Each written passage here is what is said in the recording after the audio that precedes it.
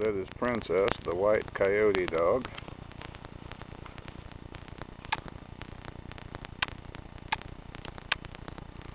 That is my daughter Sydney, who is bogged down in the mud. She thought she wanted to get in the mud and then decided she didn't want to be in the mud. And now her shoes are muddy and she doesn't want to walk in muddy shoes. Well, they have thorns in them, Dad. They do not have thorns in them. Yes, they do. At any rate, this is Thorpe Creek, which flows about 400 feet of which flows through the western edge of the Karen Thomas and Glenn Bell property. No. This creek doesn't look like much, but it never dries up. There's always a trickle of flow in it, and sometimes it is a raging torrent. It contributes a fair amount of water to Geist Reservoir, which is about a mile to the south in this direction, around that bend. There's the bluff above the creek. That's one of my favorite hangout spots, right up there above the bluff, where I can squat down against a tree and look down on the creek here. I've seen deer and people and birds, but okay, Thorpe Creek also, looking in this direction, we're looking towards the north now, and it crosses the highway. It crosses Interstate 69 about 3 miles north of here, I would say, and I'm not really sure where it goes beyond there. We're going to miss having access to this when it's gone. I mean, the developers certainly can't do away with the creek, but we won't have the access to it that we have now. It's a beautiful, special place. This bluff right here is what forced this bend in the creek. It's why it turns here, because of this patch of high ground right there.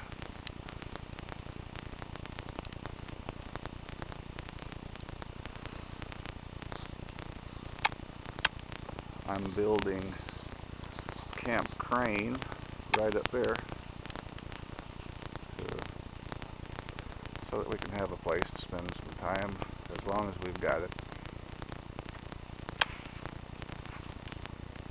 What you looking at, kiddo? Oh, trying to get back in your shoes?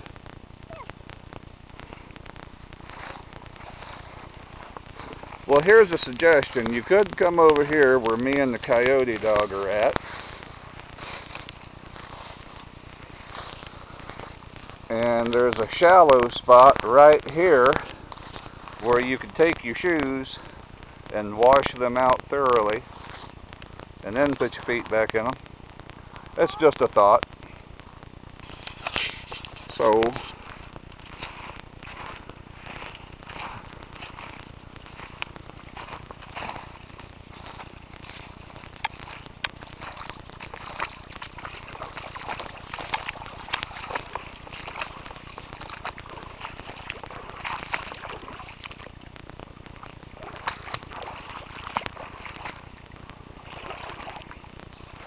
oh yeah, now I got water in my boots. Right at 48 degrees, I'd say.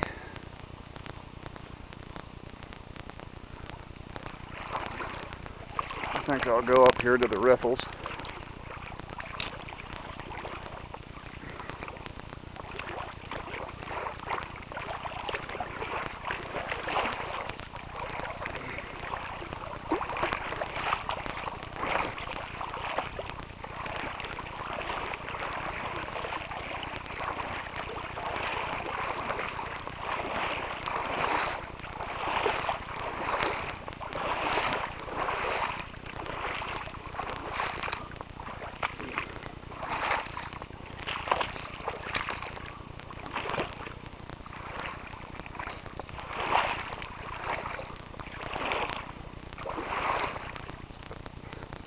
Sid girl, you alright? Alright.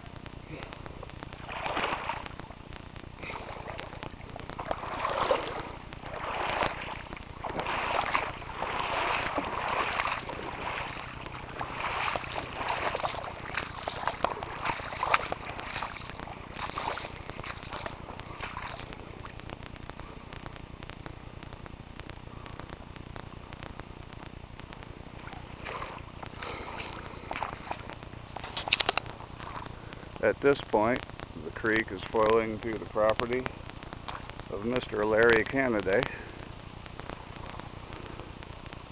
also known as the greatest neighbor in the world.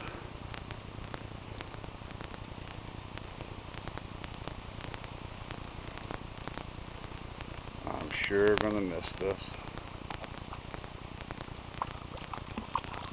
So will the coyote dog.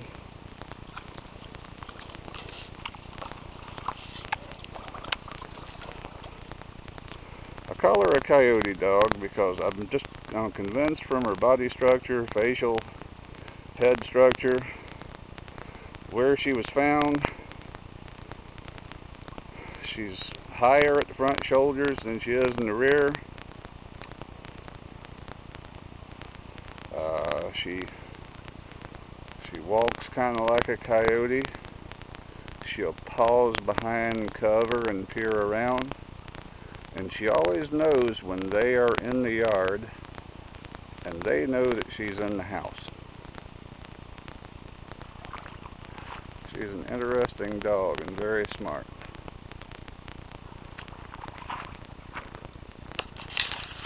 Okay, I hear the daughter calling, so I suppose I'd best head back southwards.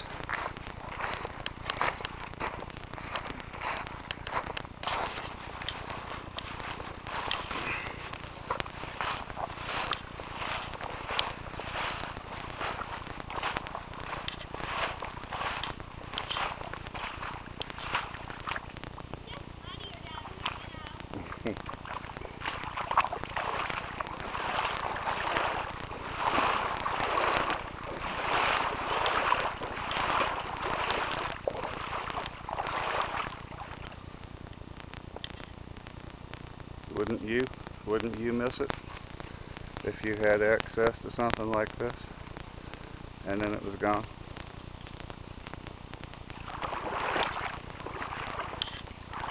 At least if you're a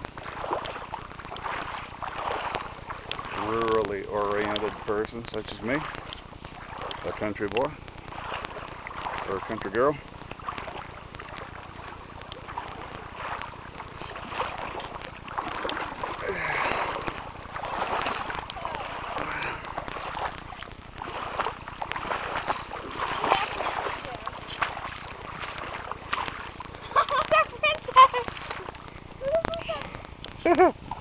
She don't mind it a bit in the world. She loves it.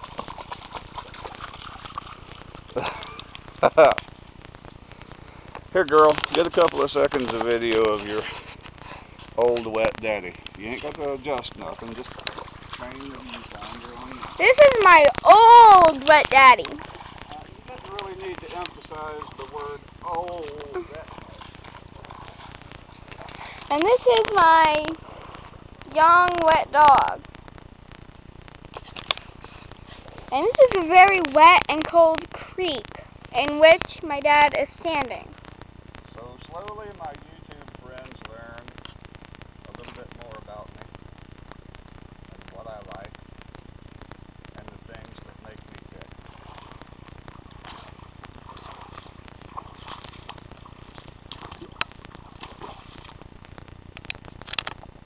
Bye-bye, y'all.